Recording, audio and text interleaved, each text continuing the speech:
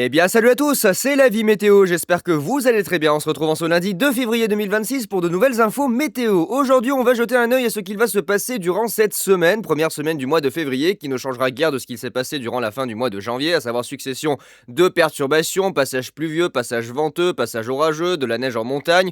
Voilà, un temps pas franchement hivernal, ça ressemble plutôt à un temps automnal avec des passages pluvieux récurrents, une relative douceur en raison du flux océanique qui est persistant, et ça va continuer comme ça toute la semaine avec un défilé de perturbations. Celle de ce soir s'annonce particulièrement active, on va en parler dans le sud-est du pays avec de fortes pluies, des orages et surtout de fortes rafales de vent. J'ai émis une vigilance renforcée sur 2 départements pour la nuit prochaine, la Drôme et l'Isère. On attend un passage venteux particulièrement intense entre 1h et 5h du matin, faudra faire attention, d'autant plus qu'il y a encore de la neige sur les massifs au-dessus de 900 mètres d'altitude. Certains arbres sont encore recouverts de neige, donc il y a un risque qu'il y ait des chutes d'arbres et des coupures d'électricité la nuit prochaine, soyez vigilants. Et puis ça va continuer comme ça toute la semaine avec un défilé de perturbations, moins de vent, mais toujours de la pluie et de la houle sur la façade atlantique. Attention, les coefficients de marée seront très élevés durant cette semaine sur la côte atlantique.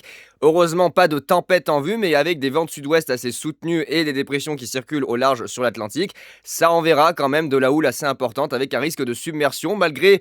C'est vrai, des valeurs qui sont relativement, on va dire, banales, 5-6 mètres sur les vagues annoncées, c'est pas franchement énorme. Mais le problème, c'est que ces vagues de 5 à 6 mètres arrivent avec des coefficients de marée très élevés, proches de 90 à 100. Donc là, malheureusement, c'est pas le bon combo avec effectivement un risque de submersion sur tout le littoral atlantique. Si on revient sur ce qui va se passer, du coup, déjà ce soir, on a donc cette nouvelle dépression qui se creuse à 969 hectopascales en direction de l'Irlande, sud-ouest de l'Irlande, nous envoie directement ce front secondaire qui s'étale en direction de l'Espagne. Et dans la nuit de lundi à mardi, il va y avoir un petit phénomène que les modèles n'arrivent pas à anticiper et ne savent pas calculer. Un minimum secondaire va essayer de se creuser entre le Languedoc et le Massif central et remonter dans la nuit en direction de la Bourgogne-Franche-Comté.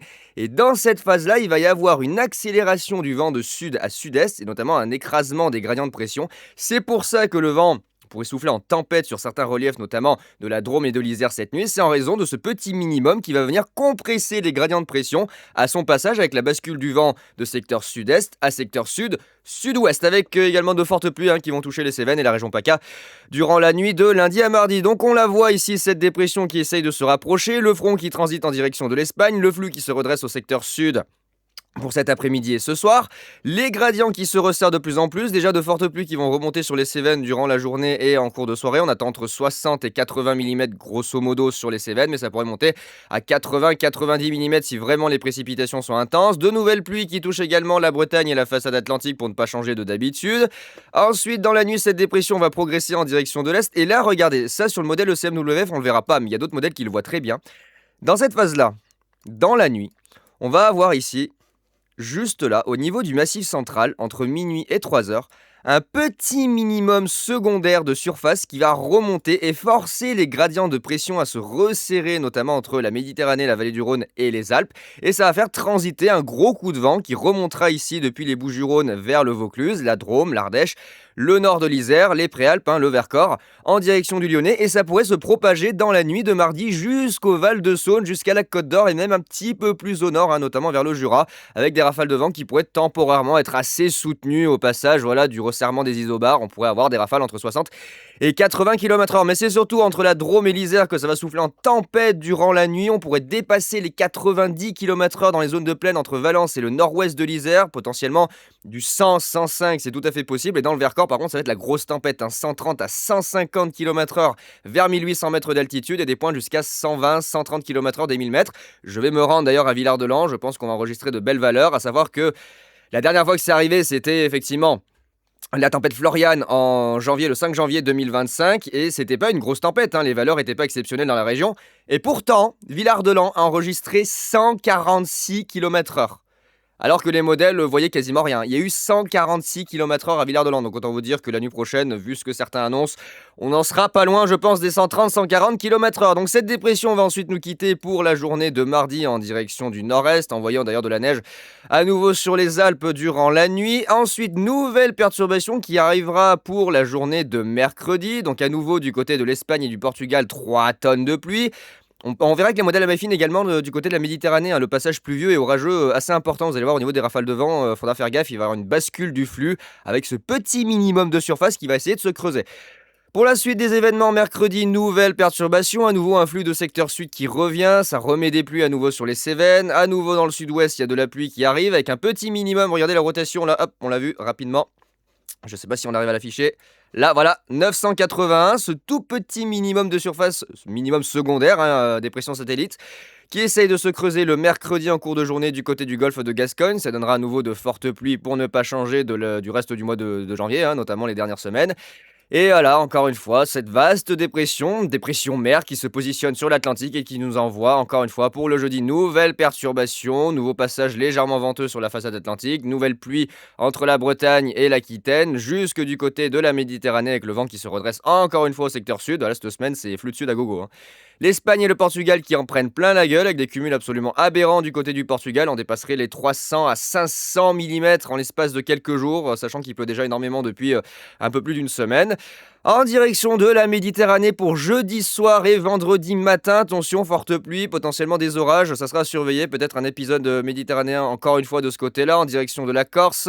Ça creuse une autre dépression d'ailleurs dans le golfe de Gênes entre la Corse et l'Italie, et ensuite normalement ça devrait enfin... Je dis bien enfin se terminer à partir du week-end avec encore des passages pluvieux le vendredi, encore des passages pluvieux le samedi. La dépression mer qui commence petit à petit, il est temps à se résorber. Là, on a une autre dépression qui arrive pour le dimanche, donc à nouveau des passages pluvieux, des passages venteux, peut-être là, pourquoi pas un risque de coup de vent qui serait présent entre dimanche et lundi, et il me semble, si vraiment ça veut bien, parce que les prévisions ont l'air d'avoir changé, à nouveau de fortes pluies sur le sud-est du pays, à nouveau dans le sud-ouest, vous voyez, bloqué par un rail de secteur ouest avec le renforcement du vent ici dans le golfe de Gascogne, allez, un rebelote, à nouveau de fortes pluies, des orages. Et du vent fort. Seconde dépression qui essaye de se creuser en Méditerranée. On a la dépression principale, mais on a deux minimums qui se forment. On a celui sur la France et celui sur la Corse. Et je crois qu'à partir... Normalement, à partir du 11, ça commence à se calmer. Il y a encore des passages pluvieux, mais ça devrait commencer à se calmer au niveau de l'activité dépressionnaire proche de la France. On aura des passages pluvieux, malheureusement, puisqu'on sera encore sous l'influence du rail actif de l'Atlantique. Mais en termes d'activité sur l'intensité, ça devrait quand même diminuer à partir du 11-12 février. Avec des dépressions qui devraient passer un petit peu plus au nord, mais malheureusement, toujours autant de pluie. Regardez encore une fois, le samedi 14, de la pluie, de la pluie, de la pluie, et de la pluie du sud-ouest au centre-est, et de la pluie, et de la pluie, et de la pluie, et de la pluie, et de la pluie, et encore de la pluie. Donc en gros, la CEP, t'es en train de me dire que tu vois pas d'accalmie avant le 16, quoi. C'est pluie, pluie, pluie, pluie, jusqu'à la mi-février. Alors, il voyait une accalmie dans les échéances précédentes aux alentours du 12-13 avec la bascule du flux au secteur nord, nord-est, est. D'accord. Très bien. Si tu veux, ouais, nouvelle dépression avec du vent et de la pluie Ça va pas le faire là par contre. Non, je suis pas trop d'accord là. C'est quoi? C'est la mousson européenne ou non, je suis pas d'accord. Y a rien qui va là. Merde, attendez, accumulation des précipitations. Non mais attendez, c'est quoi ces cumuls de pluie qui prévoient là? Je suis pas d'accord, attendez. Non, non, non, non, non. Ah, oula, ah ouais, d'accord. Oh là là là là là là, le carnage! On n'en a pas fini, hein. Ah, on n'en a pas fini avec la flotte, hein. Ah, vraiment pas. Vraiment pas. L'Aquitaine, le Massif central, les Alpes, le Jura. Bon, l'Espagne et le Portugal, ça se passe de commentaires. Voilà, 500, 600, presque 700 mm de flotte annoncée dans les prochaines échéances. Ok, ouais, regardez, c'est une mousson, hein. C'est vraiment une mousson européenne, hein. Regardez d'où ça part. Normalement, ça, c'est censé partir là-bas, là, dans l'Atlantique Nord, entre l'Islande et le Royaume-Uni. Non, non, là, c'est braqué au nord des Açores et ça vient directement s'écraser chez nous. Même, regardez, même le nord du Maroc, c'est extrême. C'est extrême, toute cette flotte pour chez eux. Oh là là, c'est n'importe quoi. Ça va pas du tout, hein. Bon, en gros, pas d'accalmie jusqu'au 16 février. Ouais.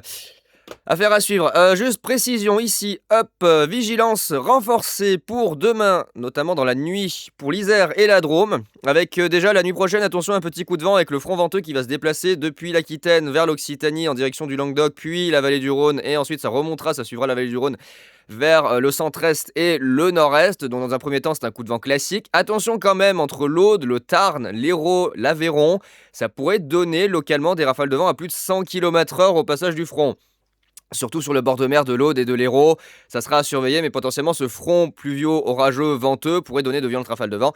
Et c'est en arrivant du côté de la vallée du Rhône que là la situation va un petit peu s'envenimer, notamment près du Vercors et entre Valence et le nord-ouest de l'Isère. C'est dans cette zone-là ici, entre l'est de Valence et ici l'ouest du Vercors avec le nord de l'Isère que le vent pourrait devenir vraiment violent dans la nuit de lundi à mardi au passage du front. On va avoir ce minimum secondaire qui va se creuser et donc c'est pour ça que j'ai décidé ce matin de placer les deux départements en vigilance renforcée parce qu'on va avoir quand même des rafales de vent qui pourraient approcher, voire dépasser ponctuellement les 100 km/h en zone de plaine ici sur le secteur de Valence, l'est de Valence, toutes les zones des collines qui sont au pied du Vercors et le nord-ouest de l'Isère, notamment entre le Vercors isérois, le nord du Vercors, le secteur de Saint-Étienne-de-Saint-Joire, Brion, voilà les hauteurs ici des terres froides. Jusqu'aux portes, ça pourrait frôler l'Ain et la région lyonnaise, mais c'est surtout ici entre la zone est Valence et nord-ouest Isère qu'on attend les rafales les plus intenses. Donc moi je serai dans le Vercors, on attend du 120, 130, voire 140. C'est tout à fait possible, Villard-de-Lans, c'est vraiment la cour des miracles pour le vent de sud, il peut se passer tout et n'importe quoi avec des valeurs complètement délirantes, des fois les modèles voient rien, puis c'est l'apocalypse, en témoigne la tempête Florian en janvier 2025 qui a donné 146 km/h dans le plus grand des calmes. Voilà, on s'était pas prévu, mais il y a eu 146 km/h, d'ailleurs ça fait des ravages parce qu'il y avait eu de la neige quelques jours avant et les arbres étaient blindés de neige, et résultat les 146, ça a fait quand même beaucoup de dégâts. Ça a fait beaucoup de dégâts dans les zones forestières, ça a endommagé beaucoup d'arbres. Donc attention la nuit prochaine, en direction de la Méditerranée aussi, beaucoup de vent, de la pluie, des orages, avec le front orageux qui va remonter ici depuis le Languedoc-Roussillon vers la basse vallée du Rhône, et ensuite se déliter en direction des Alpes, ça frôlera mon département, avec le minimum qui partira en direction du nord. Et d'ailleurs c'est pour ça que moi j'ai rajouté pour la journée de mardi cette vigilance jaune qui s'étend jusqu'à la Haute-Marne, avec des rafales de vent qui pourraient être temporairement fortes, avec le petit minimum qui va circuler ici, tac tac tac, qui va remonter sur le massif central et venir se combler en direction du nord-est. Voilà pour la vigilance, et si on regarde rapidement dans le détail ce que ça donne avec le modèle Rorome. Alors le modèle Rorome, regardez ce qu'il voit, le fameux front venteux qui se constitue sur l'Occitanie, qui arrive déjà depuis le sud-ouest, qui se constitue sur l'Occitanie, qui vient en confrontation avec le vent de sud-est qui soufflera fort sur la Méditerranée, le Massif central et les Préalpes. Et dans la nuit, voilà, il va se décaler en direction de la basse vallée du Rhône et des Préalpes avec, regardez, le petit minimum. Alors les modèles n'arrivent pas à le calculer, c'est pour ça que je vous dis qu'on va avoir des surprises sur l'intensité. Regardez le petit crochet. C'est un minimum secondaire de surface qui est prévu de se former, mais dont l'intensité et la trajectoire n'est pas bien calculée par les modèles. C'est une situation qui est normale. Les paramètres atmosphériques vont être vraiment de dernière minute sur ce qui va se passer. Là, on est vraiment sur quelque chose de très localisé. Vous voyez, la dépression est vraiment très très très petite. Donc c'est pour ça qu'il y a énormément de difficultés à prévoir ce qui va se passer la nuit prochaine. Et moi, je vous dis, au niveau du vent, ça va être l'enfer. Ça va être l'enfer dans le Vercors.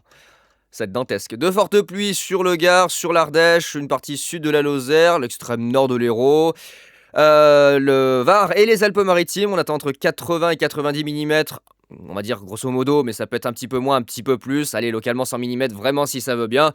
Pas mal de pluie, de la houle sur la façade atlantique, je vous ai pas montré, mais à partir de demain, il y aura pas mal de houle avec un vent de sud-ouest qui va être modéré, mais un coefficient de marée très élevé, donc il faudra faire attention à la houle sur la façade atlantique.